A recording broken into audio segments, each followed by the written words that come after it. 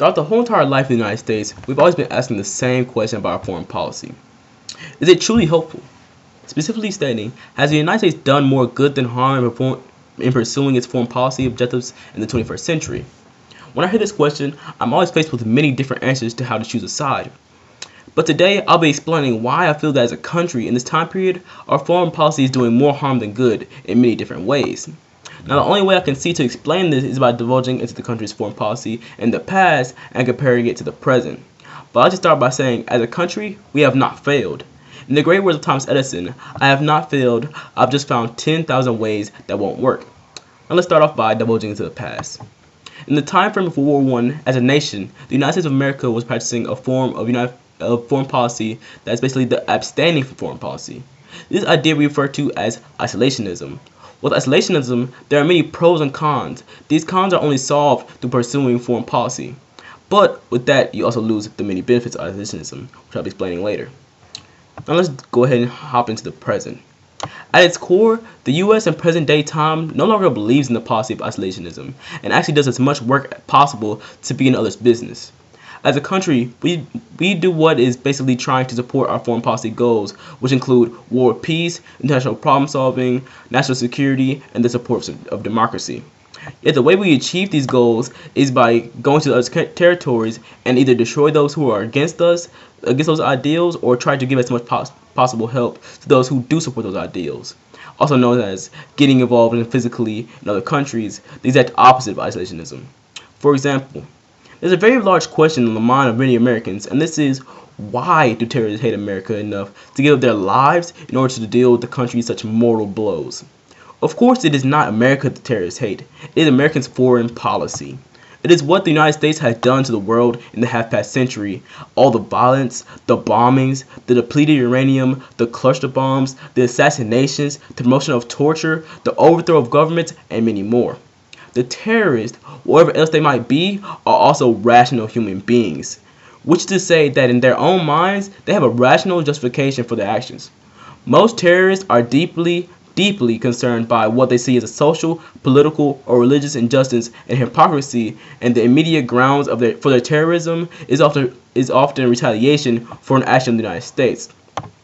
Our foreign policy and what we do as a country to other countries is the true reason why we have so many problems from terrorists as we currently have. We lose money economically on fighting the war against terrorism. We waste time on focusing on other countries through foreign policy instead of our own.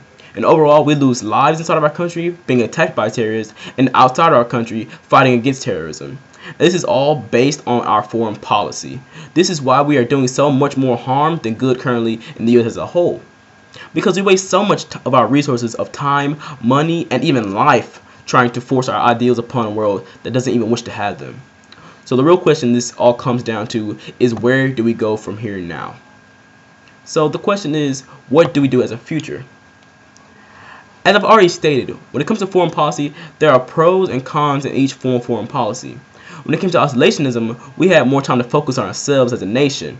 Soldiers didn't lose their lives in fighting battles that did not need to be fought.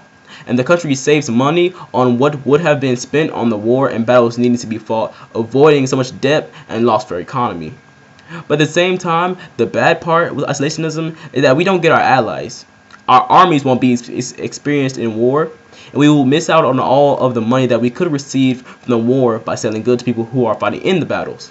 Yet, with the form of foreign policy we currently are using in the 21st century, we get allies in battle, but also we get enemies. Our army is experienced, but also very much being used way too often, having lives being lost. We receive money from war, but also lose even more by supporting our army and their weapons and food and rations.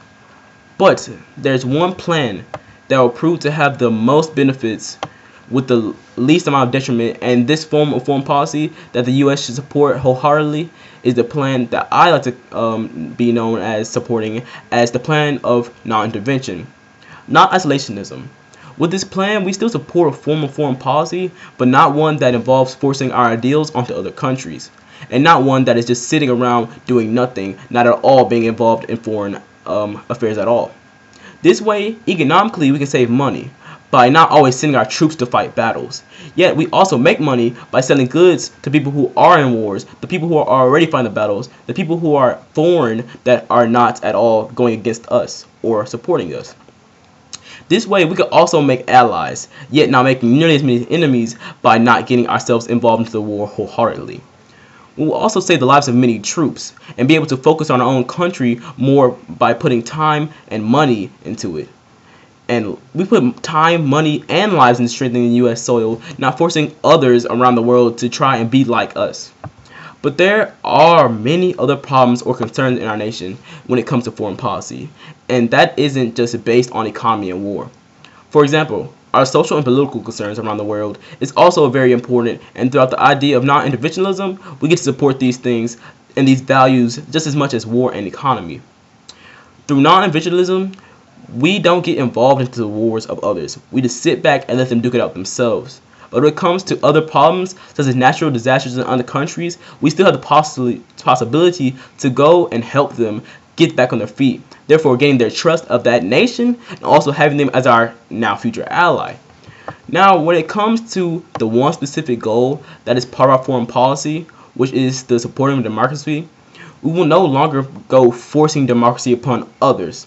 Instead, we will let our other countries form their own form of government and only stop the spread of serious oppression of people.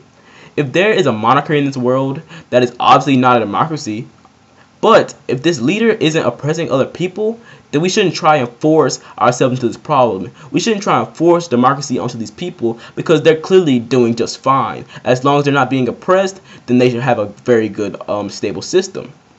This is another value that is supported through non-individualism. Lastly, the support of national security. If we play our cards right in the ways that I stated earlier, we should be one of the safest nations from outside attack. The reason is because we won't have serious enemies because we aren't attacking anyone head on ourselves. Yet, we will still have allies, just in case we are attacked, because we are still being helpful to those foreign countries by helping them in other ways, such as if, as I said earlier, if a country is attacked by a natural disaster, we can still help them, or even other countries who are in need of serious help for food and water and are in serious poverty. We can also help them gain their trust as allies in the future if we do get into battles ourselves. But we shouldn't, because we shouldn't have that many enemies. And since we will spend so much more time out of war, then we can have a lot more living troops to call into battle whenever we actually do need them. We will even be more safe inside the United States of America because we will have more time and money to spend on helping ourselves instead of butting into other people's affairs.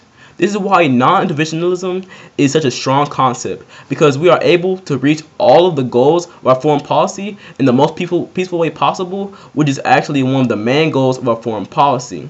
This is why I believe that the foreign policy in the 21st century so far has been extremely harmful. But that is just so far. If we change our foreign policy for the better, we will change our nation for the better. Thank you.